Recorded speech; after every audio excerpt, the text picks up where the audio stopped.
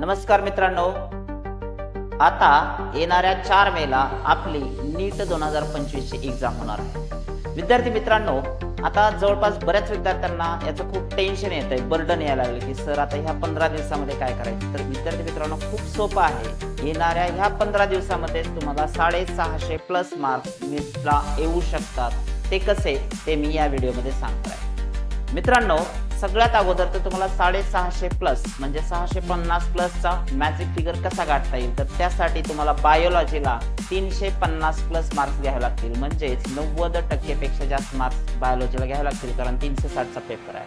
दुसरी महत्त्वाची गोष्ट, फिजिक्सला तुम्हाला 150 मार्क्स घ्यावे लागतील आणि केमिस्ट्रीला देखील तुम्हाला 150 कमीत कमी मार्क्स घ्यावे लागतील, म्हणजे या दोन्ही पेपर्सला किमान 85%च्या वरती मार्क्स तुम्हाला घ्यायचे आहेत। मग आता हे सगळं जर आपण ऍड केलं तर तुम्हाला 650 प्लसचा मॅजिक फिगर मिळेल। आता दुसरी महत्त्वाची गोष्ट, how to get this score. सगळ्यात महत्त्वाचा हा स्कोर कसा मिळणार आहे, तर हा स्कोर मिळणार आहे विद्यार्थी मित्रांनो तुम्हाला एक स्ट्रॅटेजिक प्लॅनिंग करून। आता कुठल्याही प्रकारचं टेन्शन न घेता सगळ्यात पहिल्यांदा महत्त्वाचं काय, तर बायोलॉजीसाठी तुम्ही या 15 दिवसात काय करणार आहात, तर एनसीईआरटी बायोलॉजीसाठी मित्रांनो एनसीईआरटी सफिशियंट आहे। 100% एनसीईआरटी फॉलो करा आणि पीवायक्यूज। फिजिक्स साठी तुम्हाला एनसीईआरटीच्या बाहेर जावं लागेल, एनसीईआरटीच्या व्यतिरिक्त काही नॉलेज लागेल। फिजिक्सचे फॉर्म्युले, फिजिक्सचे कन्सेप्ट थोडेसे टफ आहेत, so it is not properly mentioned in the NCERT. त्यामुळे तुमचं जे काही कोचिंग मटेरियल आहे, जे काही कोचेस आहेत, त्यांचे जे काही स्टडी मटेरियल आहे ते तुम्हाला फॉलो करावं लागेल, प्लस पीवायक्यूज तुम्हाला फॉलो करायचे। त्यावेळी तुमचा 150 प्लस स्कोर येऊ शकतो। आणि केमिस्ट्रीसाठी मित्रांनो मी सेपरेटली सांगेन, याच्यावरती आणखी एक व्हिडिओ मी पब्लिश करणार आहे केमिस्ट्रीसाठी इनऑर्गॅनिक केमिस्ट्रीला line to line NCERT follow करायची।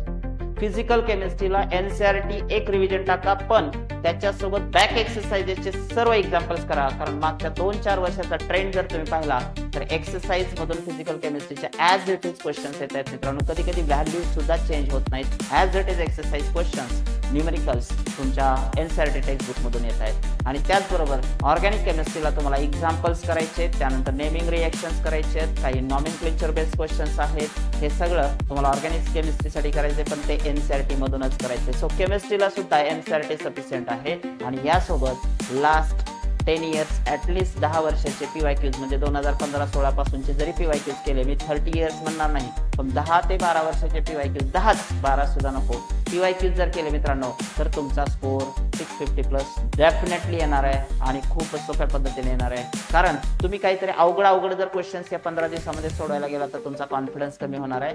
आणि परीक्षा नीटची आहे, तर नीटचेच क्वेश्चन्स मागच्या 10 वर्षाचे करणं म्हणजे पीवायक्यूज करणं ही गरज आहे। पीवायक्यूज तुमचा श्वास आहे मित्रांनो, त्यामुळे पीवायक्यूज सॉल्व्हिंग वरती जास्तीत जास्त भर द्या असं माझं म्हणणं असेल। शेवटचं जे की खूप महत्त्वाचं आहे ते म्हणजे या 15 दिवसामध्ये डेली तुम्हाला किमान एक मॉक टेस्ट द्यायची मित्रांनो, एक 720 मार्कची टेस्ट डेली द्यायची आहे। ही पॉसिबल 2 पण देऊ शकता तुम्ही। आता तुम्ही म्हणाल सर याचं काय इम्पॉर्टन्स आहे, तर खूप जास्त इम्पॉर्टन्स आहे। भले तुमचा स्कोर कमी जास्त येईल, पण तुमच्या होणाऱ्या चुका तुमच्या लक्षात येतील मित्रांनो। आणि मॉक टेस्टमुळे तुम्हाला संपूर्ण ओव्हरऑल सिलेबस जो आहे, म्हणजे same environment like final exam, हे तुम्हाला अनुभवायला मिळेल। त्यामुळे डेली एक मॉक टेस्ट आवश्यक आहे। मॉक टेस्ट दिल्यानंतर त्याच्यामध्ये होणाऱ्या चुका ज्या आहेत त्या दुरुस्त करा, घरी जाऊन त्याचे सोल्युशन्स बघा आणि तुम्हाला येणाऱ्या परीक्षेसाठी खूप खूप शुभेच्छा। या 15 दिवसामध्ये डेली आपण एका व्हिडिओ शॉर्ट्स मध्ये भेटतोय। तुम्हाला ज्या काही अडचणी असतील, ज्या काही प्रॉब्लेम्स तुमच्या समोर येत आहेत किंवा केमिस्ट्रीच्या संदर्भात काही अडचणी असतील, तर डेफिनेटली तुम्ही मला कमेंट बॉक्समध्ये सांगू शकता। भेटूया पुढच्या व्हिडिओमध्ये। थँक्यू।